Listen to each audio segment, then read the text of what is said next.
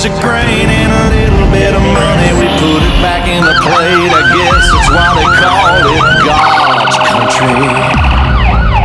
I saw the light in a sunrise, sitting back in a 40 on the muddy riverside, getting baptized in holy water and shine with the dogs running.